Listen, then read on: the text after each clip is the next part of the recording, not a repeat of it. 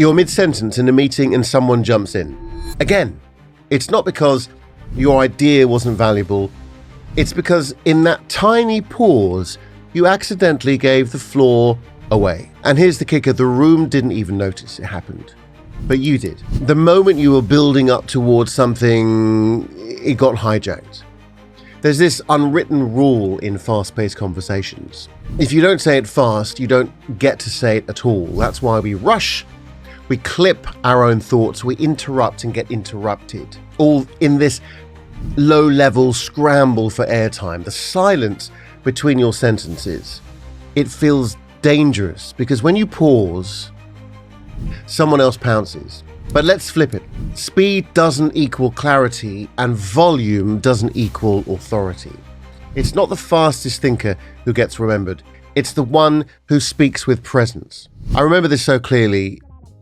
Me and my best mates at school would spend our break times trying to one-up each other with the funniest idea for what to do next, constantly jumping over each other mid-sentence, with skits and comedy plots like we were writing our own episode of Blackadder meets Monty Python. And if you're a certain age and you grew up in the UK, you know exactly what kind of chaos I'm talking about. Now, looking back now, I wish I knew then what I know now about timing, tone, and conversational control. Because while it was hilarious, although we thought at the time, it also shaped how I spoke as an adult. Fast, full speed, always defending my place in the dialogue, in the conversation.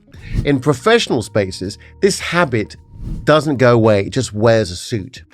The moment we feel like we're losing the flow, we rush, we repeat ourselves, or worse, we go unheard. And when you're pitching, leading, or trying to make an impact, that's a real cost. How do we stop being interrupted without being forceful, rude, or dominating the conversation? Enter verbal buffering. It's a simple concept, but it changes everything. These are short, intentional phrases that help you hold your place in the conversation while you pause without surrendering the floor. Not filter, not noise, just enough structure to protect your train of thought. So here are 5 powerful verbal buffers you can use right away. Number 1, before I continue. By the way, these are to buffer a sentence in between 2 other sentences or phrases that you can use. Number 2 is, let me add one thing before we move on. Let me add one thing before we move on. Number 3, I want to pause here, but stay with me. This gets clearer. Number 4, there's a second piece to this.